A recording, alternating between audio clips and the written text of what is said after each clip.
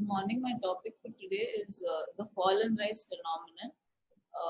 While we look into this, it's a short topic. While looking into it, the thing to understand here is the resistance in ATP that we must understand. We'll go through the following topics, mainly how the resistance occurs, the high risk group, the mechanisms, and in between we'll see the fall and rise phenomenon and the principles on which ATP is based for the fall and rise phenomenon and the purpose of our intensive phase.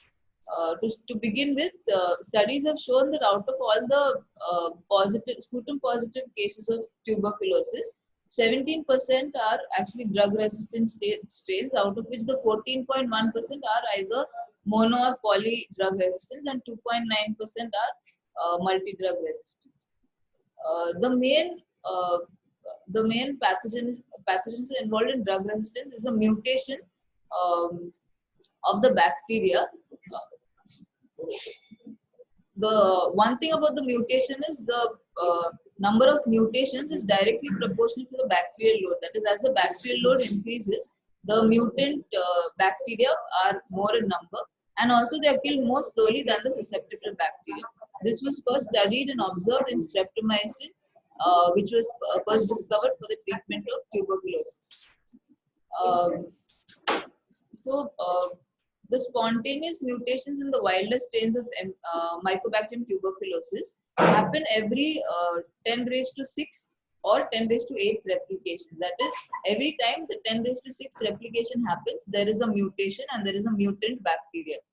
So this is a table from Tripathi which says that when the bacillary load is 10 raised to 6 per ml, there is a likelihood that the patient has an isoniazide resistance. If the load is 10 raised to 7 bacteria per ml, they are likely to be resistant to streptomycin. If it is 10 raised to 9, to rifampicin. And if it is 10 raised to 14, they go as the MDR, which is both isoniazide and rifampicin. To remember it in an easier way is when the bacillary load is 10 raised to 6, there may be resistance with a single drug. And when the bacillary load increases to 10 raised to 8, there are higher chances of resistance with 2 drugs. Also, the resistance is also proportional to the cavitary lesions that we see in an X-ray. The genes involved in resistance are in rifampicin, which is a surrogate marker for us for multi-drug resistant TB. The mutations occur mainly in the RPOB, CATG, and the RPSL loci. And the degree of resistance is related to the type of mutation in the RPOB locus. The RPOB and the CATG are the ones we usually read about. In isoniazide resistance, there is AHPC and OxyR and Cas-A gene loci, and ofloxacin resistance is seen in SIR95THR.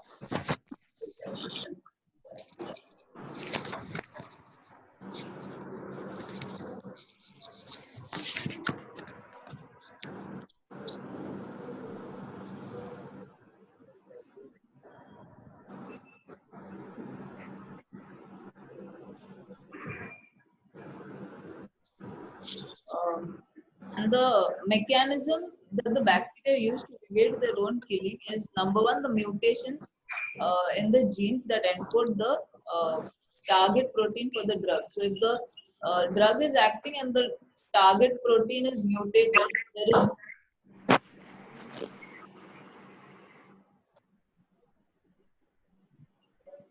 hello.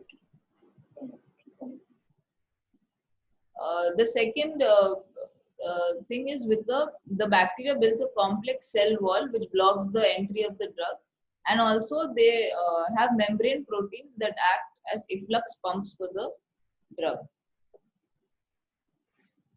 So where do we see an increased risk of resistance? When there is an interrupted treatment, when there are inadequate number of the effective drugs while treating, and if the drug dosage is subtherapeutic or wrong dose, or decreased absorption due to various reasons.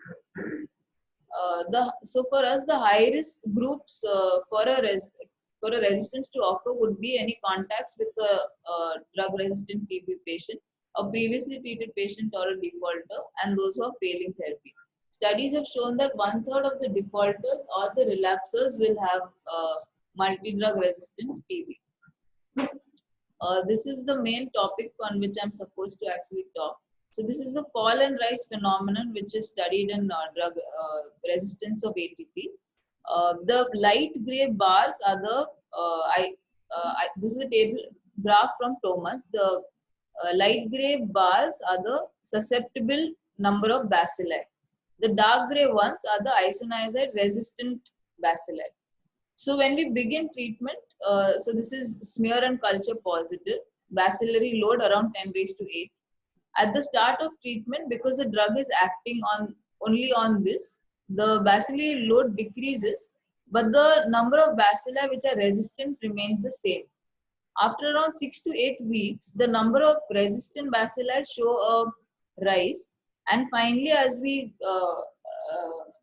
time progresses, the number of resistant bacilli increase almost as an equivalent to the initial bacillary load. This is where again the smear and culture becomes positive after achieving a smear negative. So this is the fall and the rise phenomenon.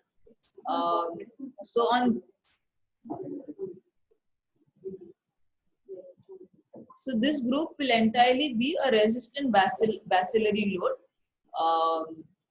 which is not good for our treatment.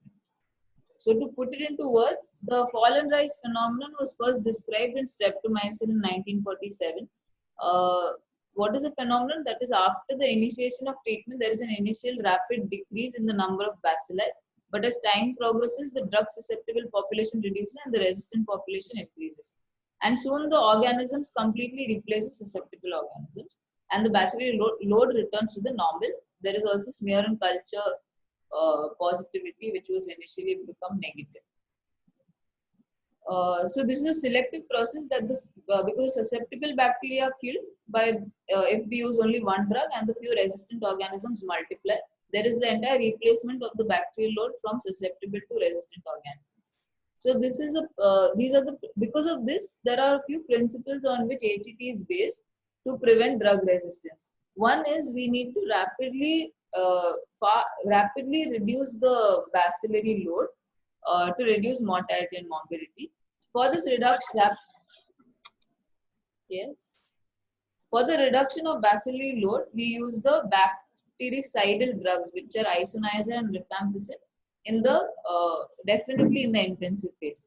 The second principle is that we need to prevent the emergence of resistance, because of which it is recommended that we use at least 3 effective drugs.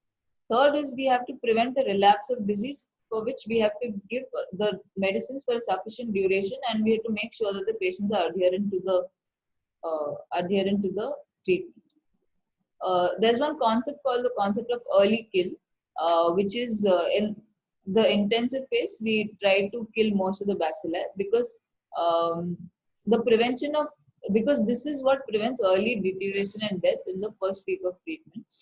So it is seen that if we try to reduce the bacterial population rapidly, there is a lesser chance that there will be mutants and mutations even after multiplication. And there is good in vitro evidence for this, and thus the risk of relapse is also reduced. So what is the purpose of the intensive phase? The isoniazid and the rifampicin, which are bactericidal, are used for the early kill. Pyrazinamide actually helps to reduce the treatment duration, and ethambutol is especially useful when the burden of the organism is high. So yeah, that is the end of my presentation, but my main slide was this